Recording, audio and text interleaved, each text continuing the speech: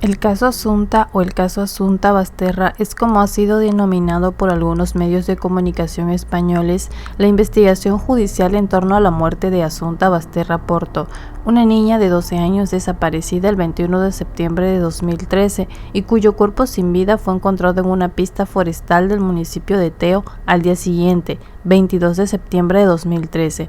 La investigación del caso por parte de la Guardia Civil fue conocida con el nombre de Operación Nenúfar. Hola chicos, bienvenidos a mi canal. El día de hoy estaré hablando del caso de Asunta Basterra Porto.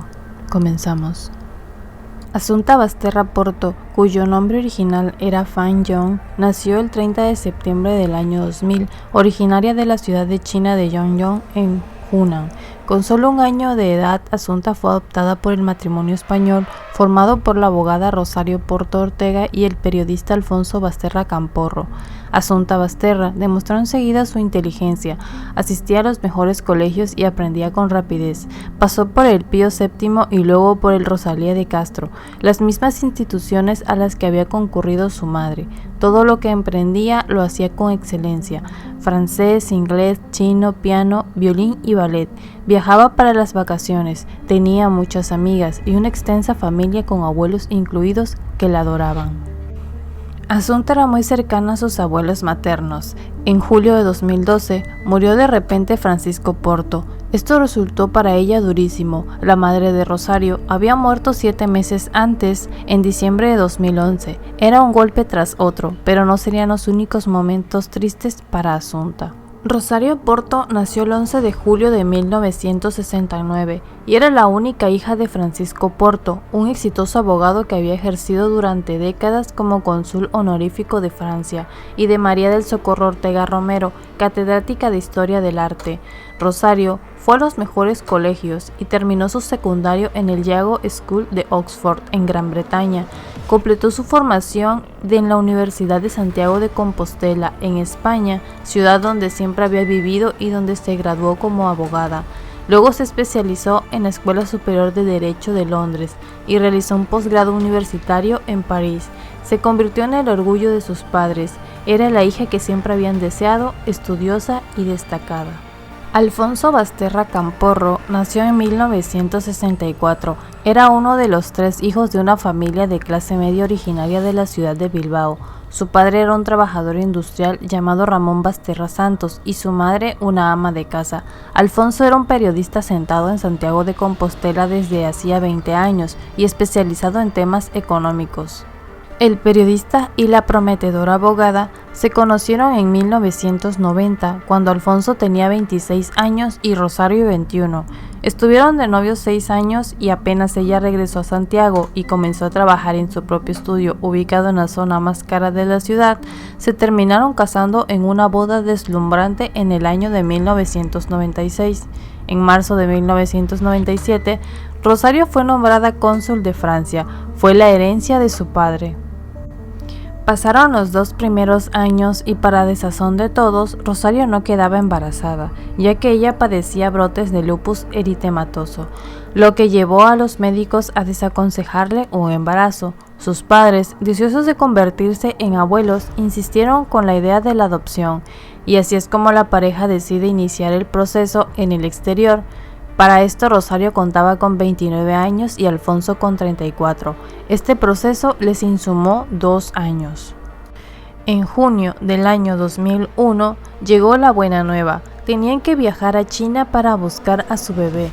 Rosario y Alfonso volvieron con su bebé a España y se convirtieron en los padres ideales para esa pequeña. Estaban dispuestos a brindarle todo lo que le faltaba: amor, buenos cuidados, colegios, vacaciones, viajes de estudio. Sería una heredera del estilo de vida propio de la clase alta española.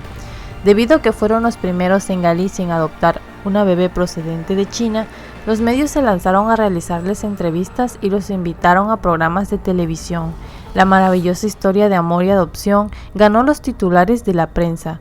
Imposible anticiparse al futuro y saber que, años después, habrían muchos titulares y hasta una serie, y esta vez no sería sobre esa historia que se creía maravillosa.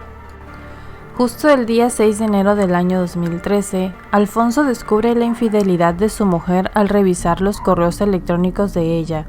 Descubrió que le era infiel con un empresario gallego casado llamado Manuel García Rendo. Lo había conocido por cuestiones laborales a través de un empresario marroquí cuando él buscaba a alguien que hablara bien francés para sus inversiones en el extranjero. El día 8 discuten y se produce la separación.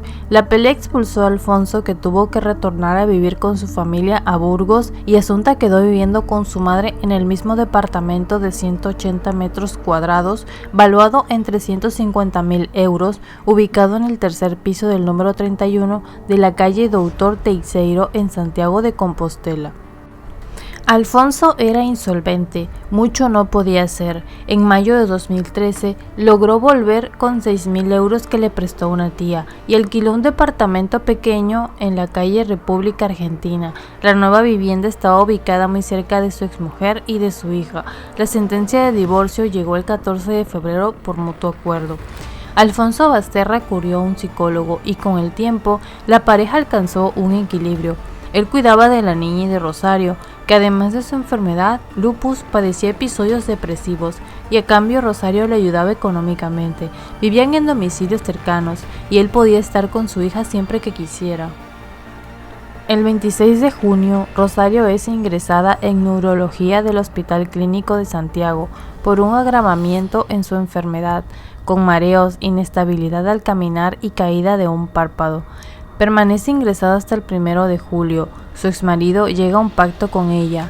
Cuidará de ella y de la niña, pero le impone la condición de cortar la relación con su amante. Ella accede.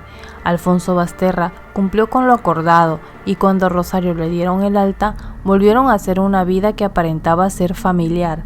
Comían y veían películas los tres juntos, pero la realidad fue que Rosario no aguantó y volvió a las andadas amorosas. La noche del 4 al 5 de julio se produce un supuesto incidente que no ha podido ser explicado. Entre las 2:30 y las 4:30 de la madrugada, un hombre, según Rosario, intenta estrangular a Asunta en su habitación. Rosario afirma que se dejaron las llaves en la puerta por descuido. Mientras dormía, oyó ruidos, se levantó y acudió a la habitación de su hija, donde un hombre de complexión fuerte y baja estatura con guantes de látex tenía las manos alrededor del cuello de su hija.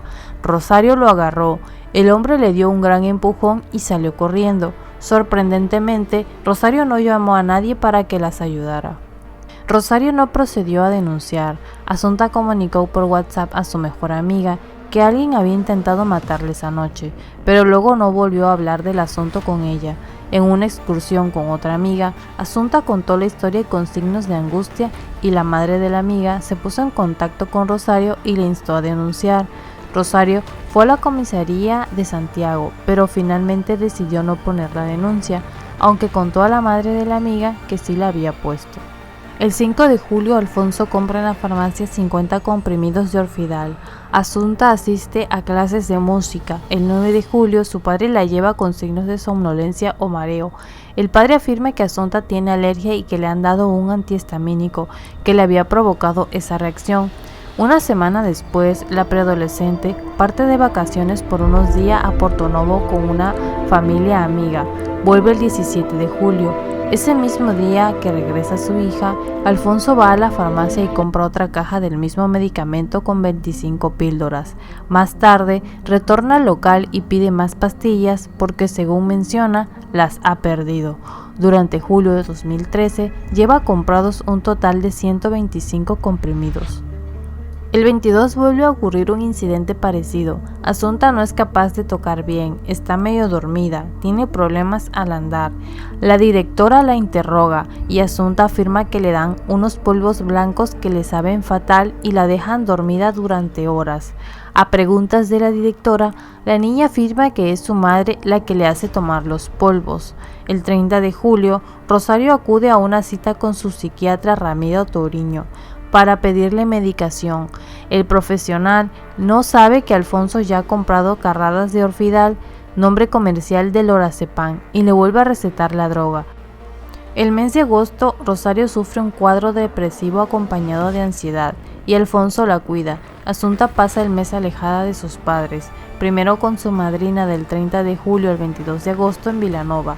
Más tarde, el 28 de agosto se va al campo con su cuidadora, la mujer que ayudaba a Rosario en las tareas domésticas. Durante su ausencia, los padres la llaman a diario pero no la visitan. La niña parece alegre, feliz y sin preocupaciones. El 17 de septiembre, Alfonso va a la farmacia a comprar 50 pastillas más de lorazepam. De regreso a su casa, Asunta vuelve a tener problemas de somnolencia, falta clase y sus padres lo justifican diciendo que la pequeña se siente mal. El viernes 20 de septiembre, Asunta se queda sola en el departamento. Rosario se ha escapado con su amante para pasar el día en Pontevedra. Alfonso se ocupa de Asunta pensando que Rosario está con una amiga. El sábado 21 de septiembre del 2013, a las 22:31 p.m., Rosario Porto y Alfonso Basterra denuncian la desaparición de su hija Asunta en la Comisaría Central de Santiago de Compostela. Sin embargo, no debieron tardar mucho para tener noticias de la pequeña. El 22 de septiembre de 2013, a la 1:30 de la madrugada aproximadamente, una pareja de jóvenes que se dirigen a la parroquia de Osa encuentran el cuerpo de una niña. A la 1:39 de la madrugada, la Guardia Civil recibe el aviso de que 2 personas afirman haber encontrado un cadáver en una pista forestal de la parroquia de San Simón de Ons de Cacheiras, en el municipio de Teo, a 5 kilómetros de la casa de campo de Rosario Porto en Montouto, también en Teo, alertando a los servicios de emergencia, quienes identificaron el cuerpo de la niña desaparecida. Se trataba de Asunta Basterra Porto. La niña estaba atada con cuerdas de color naranja. No presentaba indicios de abuso sexual y parecía haber fallecido por asfixia, algo que la autopsia confirmaría más tarde. Los padres de la niña colaboraron en la investigación, que se fue tornando contra ellos a medida que los agentes iban encontrando indicios y detectaban inconsistencias en sus testimonios. De acuerdo con los datos recogidos durante la investigación, la misma giró en torno a una serie de pistas entre las que se encuentran unas cuerdas encontradas en la propiedad de la madre semejantes a las empleadas para atar el cadáver de la menor, la presencia del medicamento ansiolítico lorazepam en cantidades tóxicas en la sangre de la niña. El ordenador portátil y el segundo teléfono móvil del padre desaparecieron al iniciarse la investigación, pero alguien los colocó en su piso más tarde, después de manipular el disco duro. En su primera versión de los hechos, Rosario Porto había declarado que dejó a Asunta sobre las 19 horas en su casa de Santiago de Compostela y que cuando regresó un par de horas después, la niña ya no estaba. El martes 24 de septiembre, tras la incineración del cuerpo de su hija, Rosario es detenida e imputada por las incongruencias, las contradicciones y los cambios de versión en sus declaraciones. Al día siguiente, Alfonso Basterra también es detenido e imputado tras conocerse los resultados del informe de toxicología. Los investigadores sospechan de él por las compras del Orfidal que realizaba para su exmujer. Durante 3 días, los padres permanecen en 2 celdas próximas en los calabozos de la Guardia Civil, donde todas sus conversaciones son grabadas sin su consentimiento por una orden del juez instructor. Más tarde, la Audiencia Provincial de La Coruña anula la validez de esas grabaciones y prohíbe que sean usadas en el juicio. La madre modificó su testimonio cuando conoció la existencia de imágenes de cámaras de seguridad en las que se la veía en el coche junto a la menor en dirección a Montouto. Según la nueva versión de Porto, regresó a Santiago de Compostela hacia las 17:50, dejando a Asunta cerca de la casa del padre y volvió a su casa en Montouto. Según la reconstrucción de los investigadores, así se desarrolló el fatídico 21 de septiembre de 2013. Asunta salió de su casa en Santiago de Compostela a las 13:55, cuando fue grabada por una cámara de seguridad de camino al piso de su padre. Allí almorzó con Alfonso y Rosario. Después volvió sola a casa de su madre, según captó la misma cámara a las 17:21. A las 18:12, Rosario fue visto entrando en su garage, desde donde salió para dirigirse a la vivienda secundaria de la familia en Teo. donde después aparecieron las cuerdas. Cuando acudió a comisaría para denunciar la desaparición de Asunta, Rosario Porto alegó haber dejado a la niña sola en su casa de Santiago a las 19 horas y que al regresar unas horas después la joven ya no estaba allí. Sin embargo, una cámara de una gasolinera grabó el paso del auto con Rosario y Asunta juntas de camino a Teo. A las 18:35 se desactivó la alarma en la casa de Teo. A las 20:53 la alarma de la casa se activó nuevamente. Alrededor de esa hora, un vecino saludó a Rosario, quien estaba en su auto, pero no vio a la niña. Por su parte, Alfonso, que testificó haber pasado toda la tarde en casa leyendo, fue captado por las cámaras de seguridad cerca de su vivienda a las 21 horas y el móvil de Asunta registró una conexión a las 21:05. Posteriormente, se realizaron unas 20 llamadas desde el móvil del padre a varios teléfonos. La noche avanzó y a las 22:31 los padres denunciaron la desaparición de su hija adoptiva en la Comisaría Central de Santiago de Compostela.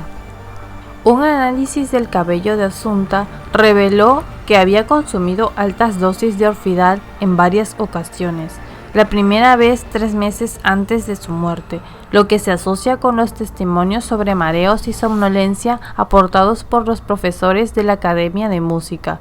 La imputación pasa de homicidio a asesinato, por suponer agravante de alevosía y parentesco.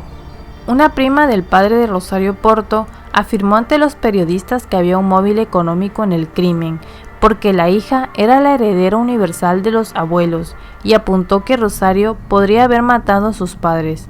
La investigación de la Guardia Civil descartó el móvil económico. Rosario era la única heredera y sus padres no habían hecho ninguna donación en vida a su nieta. Un año antes de la muerte de Asunta, la abuela había muerto en cama a los 77 años y el padre 7 meses después, a los 88, también en cama, ambos por causas naturales. Los certificados de defunción se firmaron sin problemas y no había producido ninguna sospecha sobre estos dos fallecimientos. La Guardia Civil no pudo investigar más por la incineración de los cadáveres. El juez instructor negó que se estuvieran llevando a cabo pesquisas sobre estas dos muertes. A principios de octubre, el Laboratorio Central de Criminalística de la Guardia Civil identifica en 2 manchas de semen de la camiseta de Asunta el perfil genético de un varón, un joven colombiano residente en Madrid. El joven además había sido acusado de violar a una menor en una fiesta en su domicilio, pero posteriormente fue absuelto. Por eso, un preservativo con muestras de su semen se hallaba en el mismo laboratorio y la misma cámara frigorífica donde se analizó la camiseta de Asunta. El joven poseía una sólida coartada, ya que había cenado esa noche en Madrid con su novia, su hermana y una amiga de su hermana. Habían colgado fotos de la cena en Facebook esa misma noche y la cuenta de la cena de esa noche coincidía además con lo que se veía en las fotos. Aún así, las defensas de Rosario Porto y Alfonso Basterra intentaron dirigir las sospechas hacia este tercer hombre. El 30 de octubre de 2013, el programa Espejo Público de Antena 3 filtra las primeras grabaciones de los padres de Asunta en los calabozos. Unos actores reproducen las palabras de los detenidos. Rosario dice: «Tú y tus jueguitos, ¿te han dado tiempo a deshacerte de eso?», a lo que Alfonso contesta: «Calla, que a lo mejor nos están escuchando». Estas frases no aparecen en la transcripción oficial de la policía, ni se escuchan en ninguna otra parte de las conversaciones que no se transcribieron. Sin embargo, fueron aceptadas y repetidas durante años, antes y después del juicio, por casi todos los medios de comunicación españoles, incluyendo televisiones públicas. A finales de diciembre aparecen el ordenador portátil y el teléfono móvil de Alfonso Basterra en su domicilio de Santiago de Compostela. La abogada de Alfonso comunica por escrito al juzgado que Basterra va a dejar el alquiler y que en ese piso siempre ha estado el ordenador y el celular del imputado. Los 2 objetos que la policía había estado buscando aparecen inmediatamente, aunque el pequeño apartamento ya había sido registrado exhaustivamente por los agentes 3 meses antes. Si bien no buscaban un ordenador, sino pruebas del delito como tranquilizantes o fármacos. En junio de 2014 se filtra que Alfonso Basterra había visitado muchas páginas pornográficas y se destacan los videos e imágenes con mujeres de rasgos asiáticos. Esto desató numerosos rumores sobre las tendencias sexuales del padre. Nunca se publicó cuánta proporción de videos o imágenes pertenecían a mujeres asiáticas. El informe de los agentes sobre el contenido del portátil concluía que el imputado consultaba todo tipo de páginas eróticas y de contenido sexual, no solo referente a mujeres asiáticas.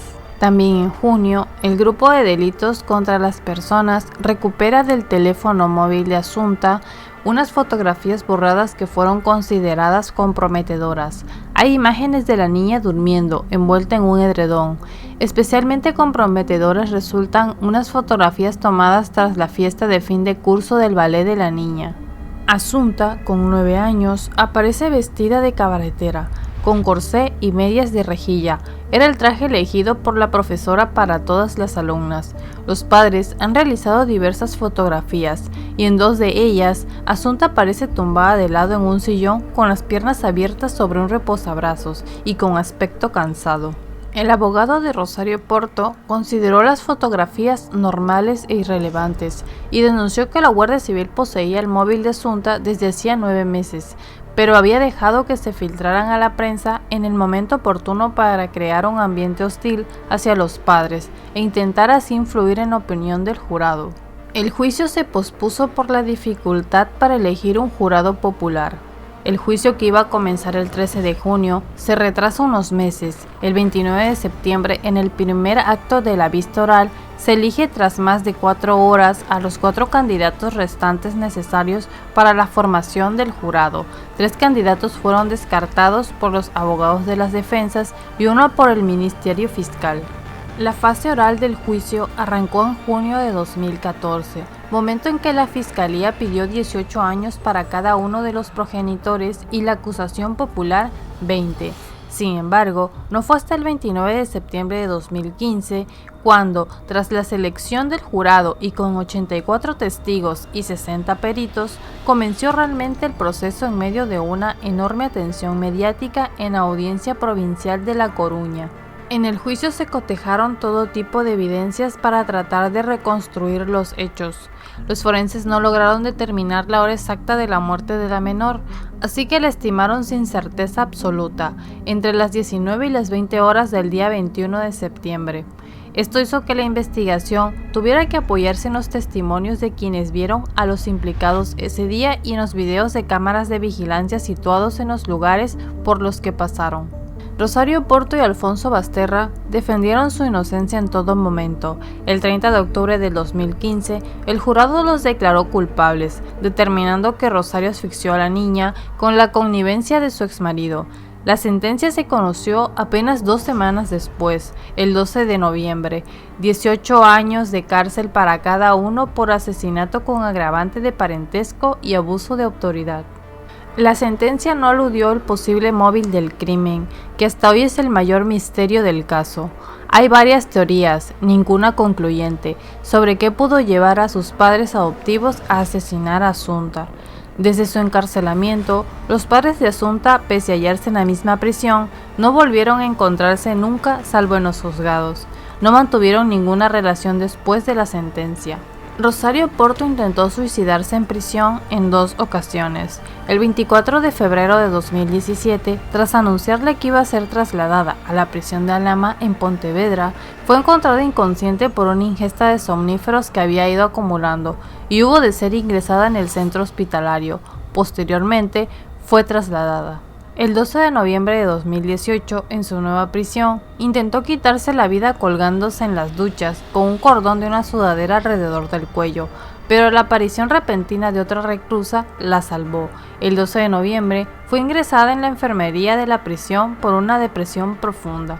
El 22 de marzo de 2020 fue trasladada a la cárcel de mujeres de Biebra, en Ávila, decisión que ella no aceptó de buen grado. Al principio se le aplicó el protocolo, que en total se le aplicó 6 veces durante su condena. Rosario Porto, que siempre mantuvo firmemente su inocencia, se quitó la vida el 18 de noviembre de 2020, ahorcándose de una ventana con un cinturón hecho con tela de sábanas. Mientras cumplía su condena, dejó todo su patrimonio, con valiosas propiedades inmobiliarias, a una amiga de la familia que la visitaba con frecuencia, y nada a su exmarido. Alfonso Basterra cumple condena hasta el año 2031. El mundo le falló 2 veces a Assunta. La primera, cuando fue abandonada por sus padres biológicos en el orfanato, y la segunda, cuando pereció a manos de las personas que prometieron amarla, cuidarla y protegerla como su hija.